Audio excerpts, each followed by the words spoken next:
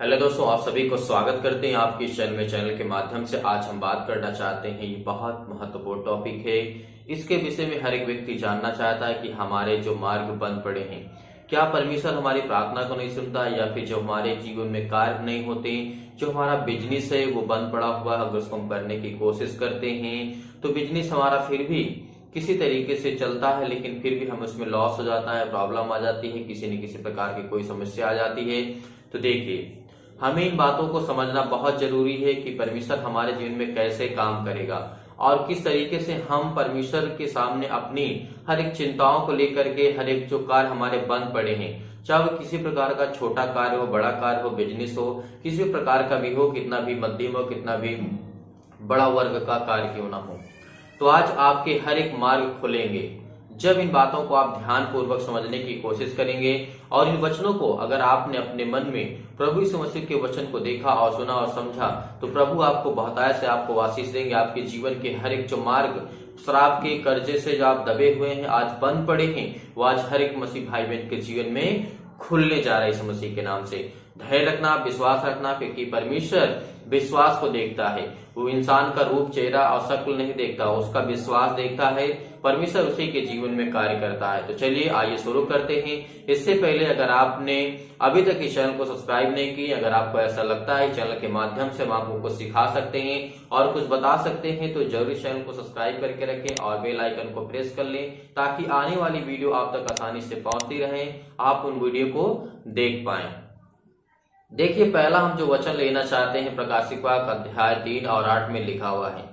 यहाँ पे परमेश्वर का वचन क्या कहता है, पहले हमें यह देखना है। आज आप बहुत चिंतित हैं कि मेरे जो बिजनेस है, जॉब है, नहीं चल रहा है, मैं परेशान हूँ, हताश हूँ, निराश हो चुका हूँ अपने लाइफ से, अपने जीवन से, मैं क्या करूं। मेरा छोटा कार्य है उसमें भी मैं नहीं कर पा रहा हूँ सही से, जो मेरा बिजनेस है वो भी मेरा बंद पड़ा हुआ है, मैं जॉब के लिए अप्लाई करता हूँ वो भी मेरा कार्य नहीं होता है। तो आज वो हर एक मार्ग जो शैतानी ताकत के द्वारा तुम्हारे हर एक कार्य बंद पड़े हैं, वो आज वो हर एक प्रकार के बंधन टूटेगा, क्योंकि परमेश्वर वो आज आपको सामर्थ देने जा रहा है, वो आज आपको ताकत देने जा रहा है। वो हर प्रकार के मार्ग जो आपके बंद पड़े हैं वो खुलने जा रहे हैं यीशु मसीह के नाम से। आमीन, हालेलुया, प्रेज द लॉर्ड। तो देखते हैं यहाँ पर लिखा हुआ है, प्रकाशित वाक्य अध्याय 3 और 8 में लिखा है, मैं तेरे कामों को जानता हूं। यहाँ पे परमेश्वर का वचन कहता है, मैं तेरे कामों को जानता हूं। क्या परमेश्वर से कोई बात छिपी है? नहीं, परमेश्वर से कोई बात नहीं छुपी है, क्योंकि वो हर एक मन के जांचने वाला यहोवा परमेश्वर है। वो हर एक बातों को जानता है। एक बात शैतान में और परमेश्वर किस तरीके, शैतान आपके मन को नहीं पढ़ सकता, लेकिन परमेश्वर आपके मन की हर एक बातों को जानता है। शैतान हमारी एक्टिविटी, हमारे कार्य से हमारे जीवन में हमला करता है, लेकिन सीधे तौर पे कभी वो आपके बिजनेस में, आपके ऊपर या किसी भी कार्य में अटैक नहीं करेगा। वो किसी न किसी रूप में, किसी न किसी के माध्यम से वो आपके जीवन में अटैक करेगा। लेकिन शैतान कभी भी ना आपके मन को, ना आपके विचारों को वो पढ़ सकता है, ना जान सकता है। वो आपके कार्यों से वो समझ जाता है और जान जाता है। तो इसीलिए देखते हैं हम यहाँ पे, मैं तेरे कामों को जानता हूं। देख, मैंने तेरे सामने एक दीवार खोल रखा है जिसे कोई बंद नहीं कर सकता, ताकि तेरी सामर्थ थोड़ी सी है और तू ने मेरे वचन का पालन किया और मेरे नाम का इनकार नहीं किया, तो परमेश्वर आज तुझे बहुतायत से ब्लेस करेगा, आशीष करेगा। परमेश्वर का वचन यहाँ क्या कहता है, कोई द्वार बंद नहीं कर सकता है। जो मैं तुझे ज्ञान, बुद्धि और समझ और ताकत देता हूँ, जो तेरे लिए मैं रास्ता खोलता हूँ, उसे कोई नहीं बंद कर सकता। अगर सामर्थ तेरे पास थोड़ी सी ही है, तेरे पास थोड़ी सी ही समझ और बुद्धि और ताकत है, अगर तू परमेश्वर के वचनों पे चलेगा और विशेष ध्यान रखेगा, तो हर एक कार्य हमारे प्रभु यीशु मसीह के नाम से वो सफल होंगे।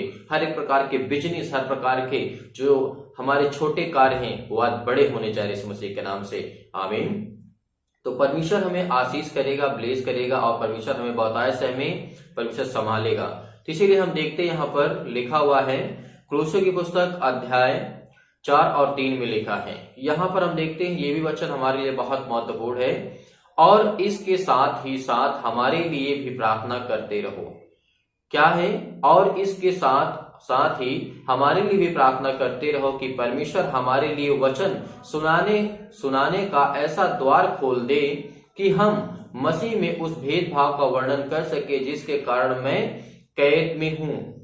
अगर जब तक आप हमारे लिए प्रार्थना नहीं करेंगे, उन मसीह भाई बहनों के लिए प्रार्थना नहीं करेंगे, दुआ नहीं करेंगे, तो जब तक, क्योंकि हम जो कैद में हैं, क्योंकि कोई ना कोई तो बताने वाला, कोई ना कोई तो छुड़ाने वाला। जिस तरीके से प्रभु यीशु मसीह संसार को बचाने के लिए, पृथ्वी के लोगों को बचाने के लिए, उनको उद्धार देने के लिए संसार पे आए, तो प्रभु यीशु मसीह तो बार बार तो आ नहीं सकते, लेकिन फिर भी प्रभु यीशु मसीह आए संसार में, लेकिन किसी न किसी के माध्यम से आप में, आपके जीवन में वो कार्य को करना चाहते हैं। परमेश्वर स्वयं आकर के नहीं करेंगे, अपने स्वर्गदूतों को आज्ञा देंगे, वो आके आपके जीवन में हर प्रकार के जो बंधन है, श्राप है, कर्जे हैं, वो टूटेंगे।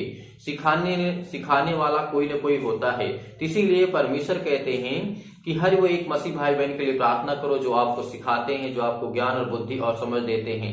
यहाँ पे एज और उम्र का कोई फर्क नहीं होता है, कौन छोटा कौन बड़ा, लेकिन परमेश्वर सामर्थ हर एक जैसे को, हर एक मसीह भाई बहन को बराबर देता है। इसीलिए कभी परमेश्वर भेदभाव नहीं करता है, इसीलिए हमको भी कभी नहीं करना चाहिए। आप कहेंगे आपको कोई छोटा बच्चा ज्ञान दे रहा है, तो आप कहेंगे तो मुझसे बहुत छोटा है। नहीं, वो छोटा नहीं है, उसके अंदर परमेश्वर का वचन है, उसके अंदर परमेश्वर का ज्ञान है। इसीलिए हमें कभी किसी प्रकार से परमेश्वर के व्यक्तियों को कभी छोटा नहीं समझना चाहिए, क्योंकि ना परमेश्वर कभी भेदभाव करता है इन बातों को लेकर के, ना कभी हमें करना चाहिए। तब परमेश्वर हमें हर एक कार्यों में हमारी हर एक प्रकार से मदद करेगा। तो यहाँ पर देखना चाहते हैं दूसरा वचन, यानी यहाँ पे देखना चाहते हैं 1 कुरिन्थियों अध्याय 2 और 12 में लिखा है। यहाँ पे इस वचन को ध्यान से सुनिए। परंतु हमने संसार की आत्मा नहीं, परंतु वह आत्मा पाया है जो परमेश्वर की ओर से है, कि हम उन बातों को जाने जो परमेश्वर ने हमें दी है। हम इस संसार की आत्मा को नहीं, परंतु परमेश्वर की आत्मा को मिला है, हमने पाया है। तो उसकी जो ताकत है, उसके जो हमारे पास परमेश्वर ने ज्ञान, बुद्धि और समझ और ताकत दिया है, उसको हमें अनुभव करने की जरूरत है। और जो परमेश्वर ने हमें आशीष दी, हमें हर एक कार्य में परमेश्वर हमारी मदद करने जा रहा है, तो परमेश्वर उसकी ताकत को हमें पहचानना है कि परमेश्वर हमें कितनी बड़ी बड़ी सामर्थ, कितनी ताकत देता है। तो इसीलिए ध्यान में रखते हुए इन वचनों को हमें ध्यान पूर्वक समझना है और जानने की कोशिश करना है। यिर्मयाह की पुस्तक अध्याय 1:5 में लिखा है, ये भी हमारे लिए बहुत इंपॉर्टेंट हो जाता है वचन। गर्भ में रचने से पहले ही मैं तुझ पर चित्त लगाया। परमेश्वर का वचन क्या कहता है? गर्भ में रचने से पहले मैं तुझ पर चित्त लगाया और उत्पन्न होने से पहले मैंने तुझे अभिषेक किया, मैंने तुझे जातियों का भविष्यवक्ता ठहराया। परमेश्वर का वचन क्या कहता है?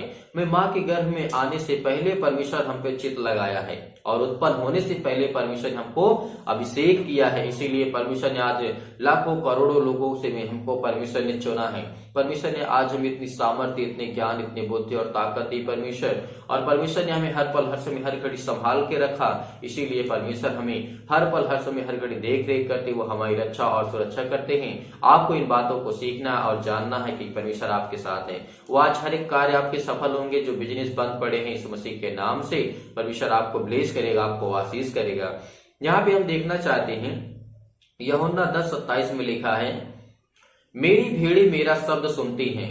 यानी परमेश्वर का वचन क्या कहता है? मेरी भेड़ें मेरा शब्द सुनती हैं और मैं उन्हें जानता हूं कि वे मेरे पीछे पीछे चलती हैं। अगर जिस दिन से हम परमेश्वर के पीछे चलना शुरू कर दिए, उसके शब्द को सुनना शुरू कर दिए, तो परमेश्वर हमारे लिए, परमेश्वर बहुतायत से हर एक मार्गों को खोल देगा।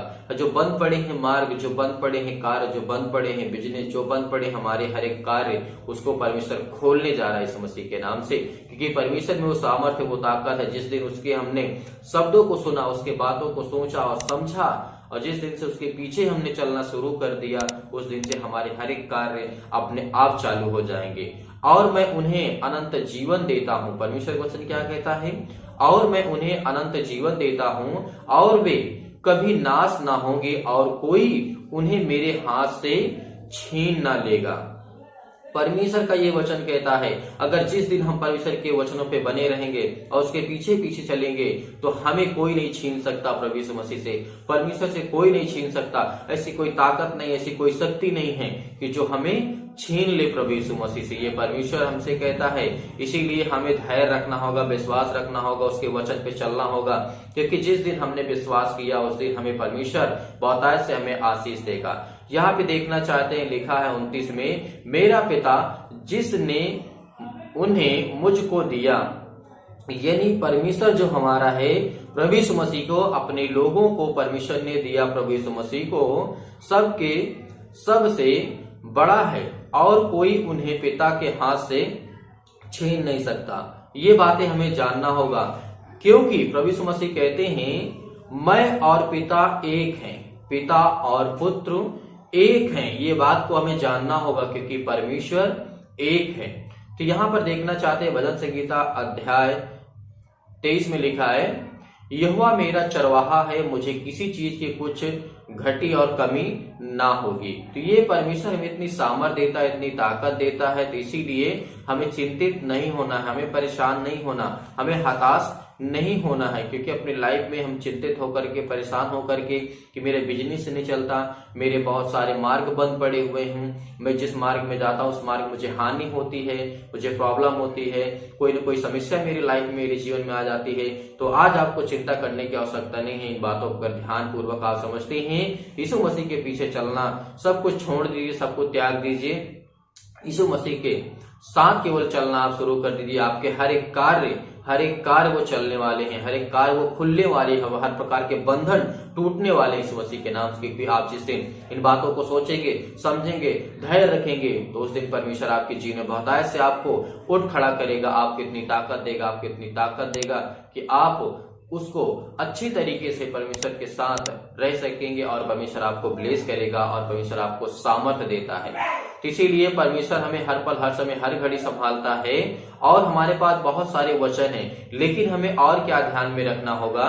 इसलिए पहले तुम उसके राज्य और धर्म की खोज करो, तो ये सब वस्तुएं हमें मिल जाएंगी। क्या होगा? अगर उसके धर्म और राज्य की हम खोज करेंगे तो हमें ये संसार की वस्तुएं हैं अपने आप मिल जाएंगे, हमें ढूंढने की आवश्यकता नहीं, हमें जरूरत नहीं पड़ेगी ढूंढने की, वो अपने आप हमारे पास आ गए जिस दिन हम परमेश्वर के वचनों को ध्यान पूर्वक सोचते और समझते हैं। क्योंकि परमेश्वर हमें वो ताकत देता है, वो सामर्थ देता है, क्योंकि परमेश्वर में वो ताकत है, वो सामर्थ है।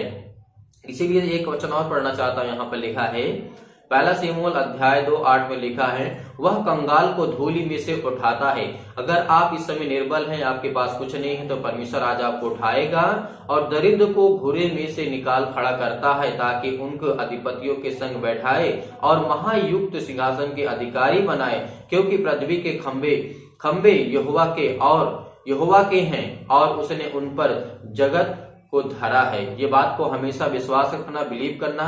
तो आज हमारे हर एक कार्य को खोलने वाला परमेश्वर है, हर एक मार्ग जो बंद पड़े हैं वो परमेश्वर खोलेगा। हमें धैर्य रखना है, पेशेंस रखना है, भरोसा रखना है, परमेश्वर आपके साथ है। मैं जानता हूं और ये भी समझता हूं कि आपने बहुत कुछ सीखा होगा। परमेश्वर आपको ब्लेस करे, आशीष करे। सुंदर से समय के लिए छोटी सी वीडियो के माध्यम से गॉड ब्लेस यू, आमीन। Thank you.